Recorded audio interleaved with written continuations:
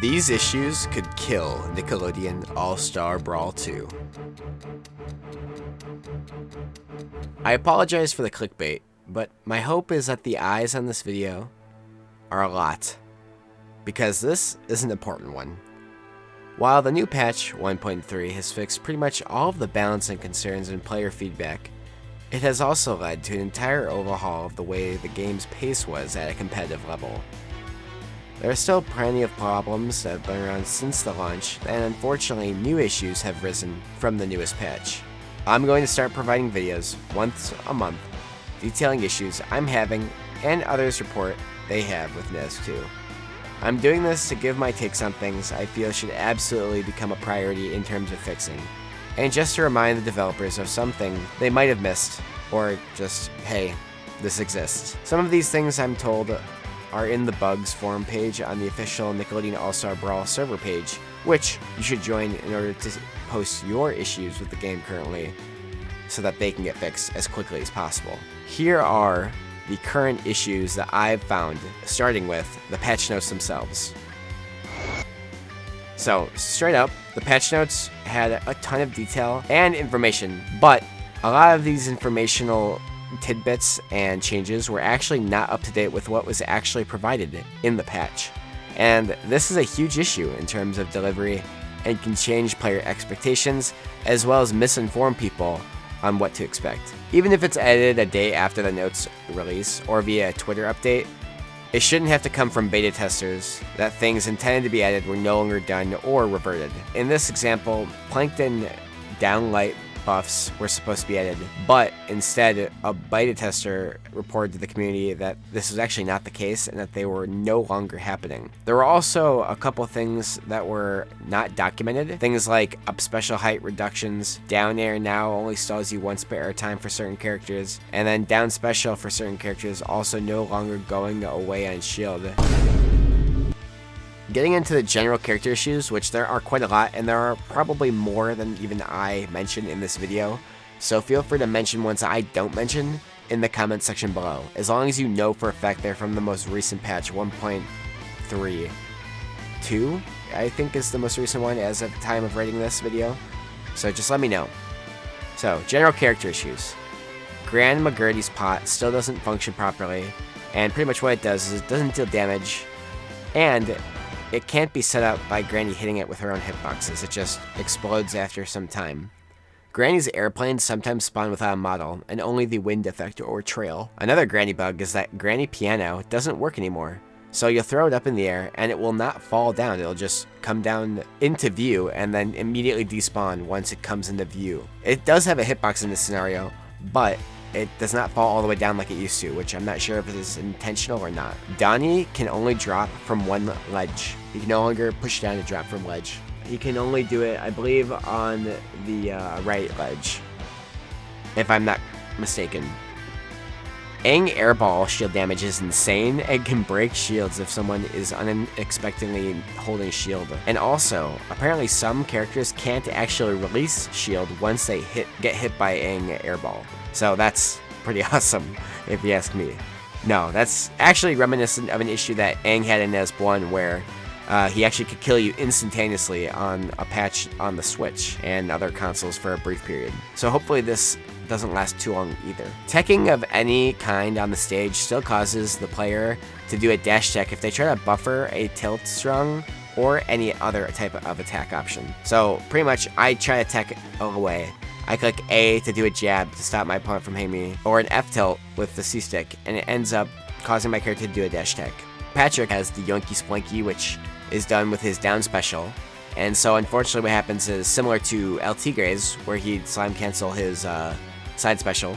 This technique, if you down special, it's inconsistent, but it'll pretty much pull the other character into you, and you'll be able to run around actionable as Patrick, and you can pretty much just run into the blast zone and either side special, killing them, or down air spiking them into the blast zone. Korra's momentum doesn't carry over into up B properly when recovering with side B from the right side. Aang's infinite needle charge, sometimes when you spawn in and charge needles during invulnerability, Aang will infinitely charge needles, and you can't move until you shield to cancel it. Phantom specials. Sometimes when Amber gets cheer, She will enter a weird in-between state where up, down, and side special will do normal non-cheer versions, and neutral special will not come out.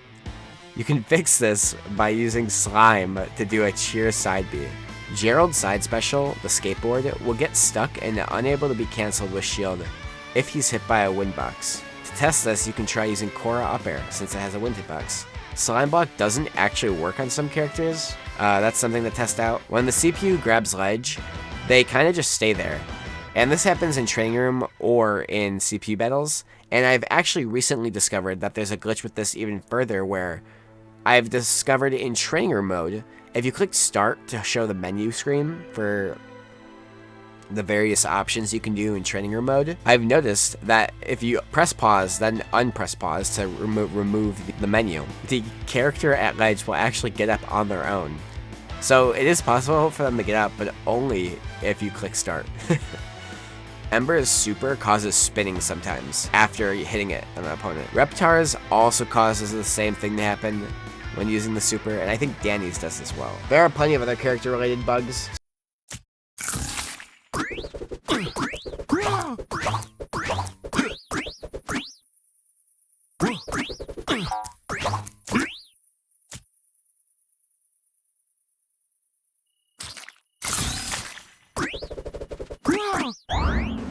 So just let me know which ones you see in the comments section below. There's also a handful of controller and /control specific issues. One of them is C-stick settings for keyboard and box just straight up don't work. There is literally no way to map C-stick on keyboard despite there being a C-stick option in the settings. So like changing what C-stick does from light to heavies, but there is literally no actual way to map it to keyboard. Even though it was intentionally said in the patch notes that this was the case, so it just straight up isn't true and doesn't work. Apparently settings for alternating C-sticks don't function or work as intended fully, and this might be fixed now with the bug fix, but it was never actually specified. So please look into this as well. And here's the big one that I think is huge, and I'm really nervous to see if it'll be fixed by Frosty Frostings next month in January, is that controller support offline for PlayStation to GameCube controller and Xbox, when plugged in at the same time, crashes the game. The same is true for boxes with controller-specific firmware.